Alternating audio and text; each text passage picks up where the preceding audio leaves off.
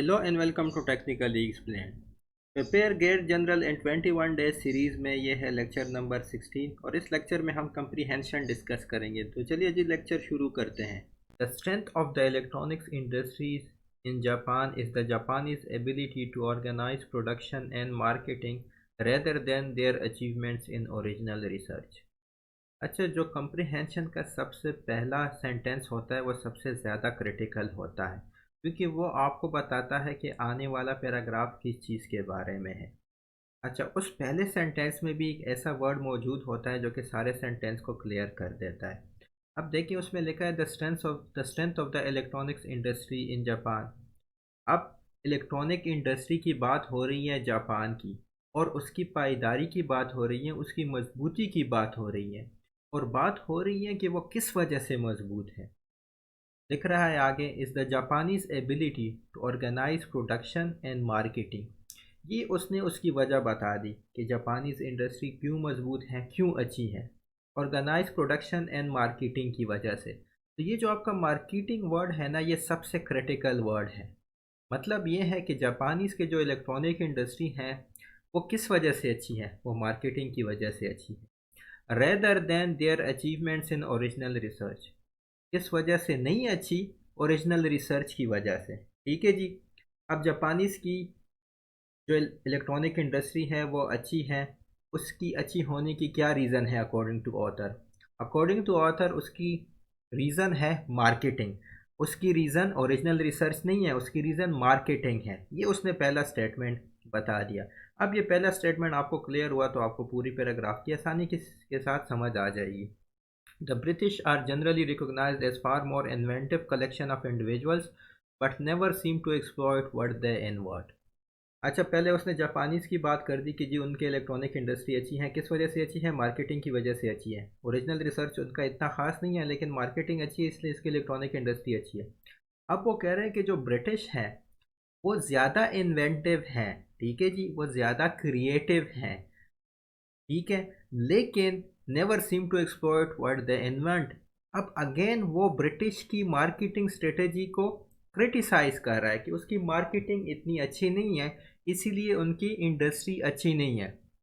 Japanese की industry क्यों अच्छी है? मार्केटिंग की वजह से। ठीक है, उनका ओरिजिनल रिसर्च नहीं है, मतलब वो इतना इन्वेंटिव नहीं है, इतने क्रिएटिव नहीं है। ब्रिटिश उससे ज़्यादा इन्वेंटिव और क्रिएटिव है, लेकिन ब्रिटिश में मसला क्या है कि उनकी मार्केटिंग नहीं है। ये इस जो पूरे पैराग्राफ का आपका जो है ना समरी आप उसको कह सकते हैं। बाकी आने वाले जितने भी लाइंस हैं वो इस बात को सपोर्ट करने की कोशिश करेंगे। ठीक है, देयर आर मेनी एग्जांपल्स। देखिए, वो एग्जांपल देने पे उतर आया। From the TSRZ hovercraft high speed train and Sinclair scooter to the Trump BSN motorcycle will all prove this said rule। अब उसने सारी एग्जांपल्स दे दी कि ये जो चीज़ें हैं ये ब्रिटिश ने इन्वेंट तो किए हैं, मतलब ब्रिटिश ज़्यादा क्रिएटिव है, लेकिन उसकी अच्छी तरह मार्केटिंग नहीं हुई। मार्केटिंग नहीं हुई, इसलिए ये जो इंडस्ट्री है वो फ्लॉप हो गई। उसने उसकी एग्जांपल्स दे दी हैं। स्टेट रूल का मतलब है कि ब्रिटिश की इंडस्ट्री क्यों अच्छी नहीं है, ब्रिटिश क्यों इंडस्ट्री में फेलियर उनको मिला है। इस वजह से मिला है, मार्केटिंग की वजह से। अच्छा, आगे वो उस बात को सपोर्ट कर रहा है।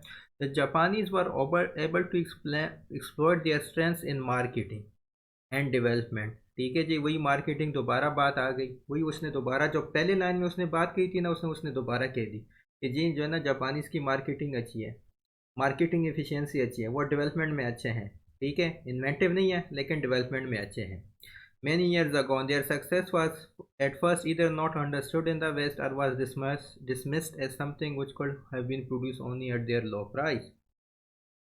They were sold because they were cheap copies of the other people ideas churned out of a workhouse which was dedicated to hard grain above all else। ठीक है, ये जो लास्ट लाइन है अगर आपको इसकी समझ ना भी आई हो, आपने इस पैराग्राफ पे काबू पा लिया है।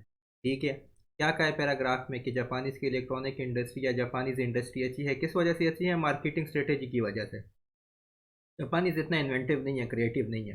ब्रिटिश ज़्यादा इन्वेंटिव है, ज़्यादा क्रिएटिव है, लेकिन उनकी कोई मार्केटिंग नहीं होती, इसलिए वो उनकी इंडस्ट्री इतनी अच्छी नहीं है। अब क्वेश्चंस पे आते हैं। हमने पैराग्राफ को समझ लिया, क्वेश्चंस पे आते हैं। It is evident from the passage that strength of the countries industries depend on. देखें, ओरिजिनल रिसर्च तो नहीं हो सकता, क्योंकि उसने पहले लाइन में ओरिजिनल रिसर्च को डिनाई कर दिया कि ओरिजिनल रिसर्च जापानीज की नहीं है लेकिन उसकी इंडस्ट्री अच्छी है। ठीक है। इंटरनेशनल कॉरपोरेशन, इसका कोई जिक्र नहीं आया। इलेक्ट्रॉनिक डेवलपमेंट कभी जिक्र नहीं आया। ठीक है।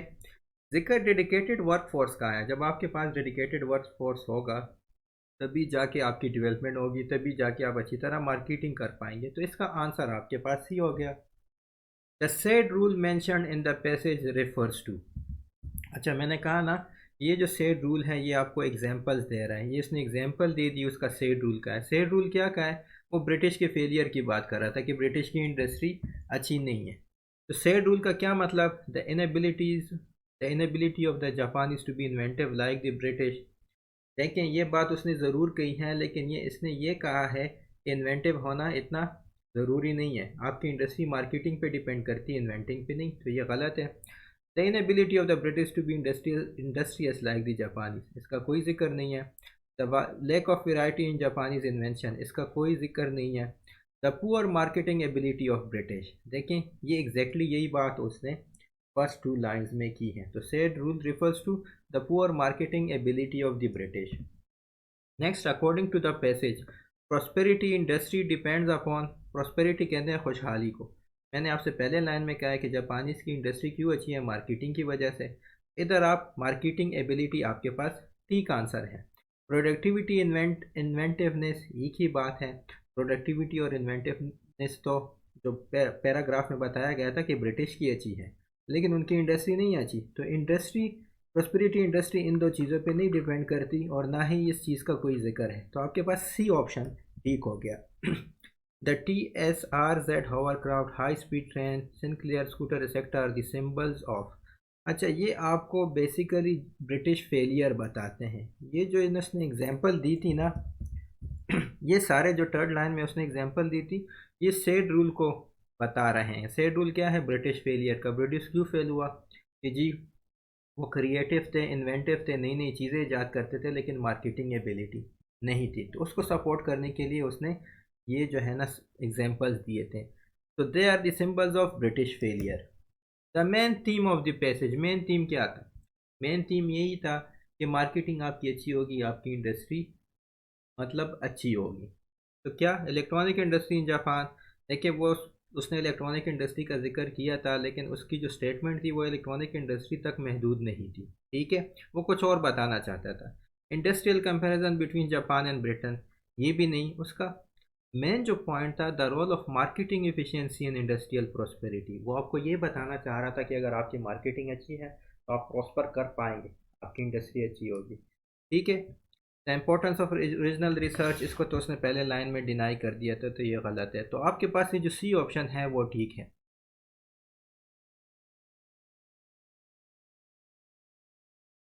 जो पैराग्राफ है वो क्या कहता है? Power and possession have been central pursuits of modern civilisation for a long time.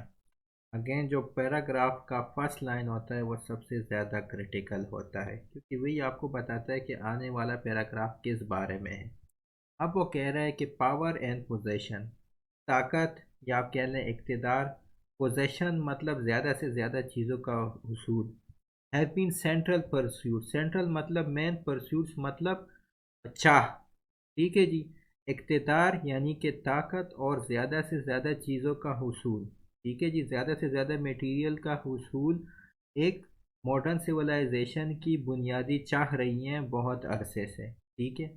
तो अब इस सेंटेंस से हमें पता चल गया कि इंसानी फितरत की बात हो रही है, और इंसानी फितरत के हवाले से जो बात हो रही है वो नेगेटिव बात हो रही है, पॉजिटिव बात नहीं हो रही। ये बताया जा रहा है कि इंसान जो है ना वो ताकत चाहता है, वो पोजेशन चाहता है, वो ज़्यादा से ज़्यादा मटेरियल चाहता है, वो पैसे चाहता है, वो लालच है, वो लालची है, वो जालिम है। ये वो बताना चाह रहा है। इस सेंटेंस से क्लियर हो गया। They blocked out or distorted. Distorted मतलब चेंज करना. Other features of the modern Renaissance which promise so much for humanity. What people have been and are still being taught to prize are, prize मतलब value करना. Money, पैसों की अहमियत दी जाती है। सक्सेस, कामयाबी की अहमियत दी जाती है। Control over the lives of others, दूसरों की ज़िंदगियों को कंट्रोल करने की अहमियत दी जाती है। कैसे आपने कंट्रोल करना है दूसरे की ज़िंदगी को। एक्विजिशन यानी कि हुसूल, acquisition of more and more object, ज़्यादा से ज़्यादा ऑब्जेक्ट्स का हुसूल करना, ज़्यादा से ज़्यादा मटेरियल का हुसूल करना, यही आजकल के लोगों को सिखाया जाता है। Modern social political and economical systems, whether capitalist, fascist or communist, reject in their working the basic principle that the free and creative unfoldment of every man, woman and child is the true measure of the worth of any society। ठीक हो गया जी। कुछ मुश्किल अल्फाज आए हैं, अगली slide में मैंने उन मुश्किल अल्फाज को एक्सप्लेन किया है। ठीक है। Such fulfilment requires understanding and imagination, integrity and compassion, cooperation among people and harmony between the human species and the rest of the nature।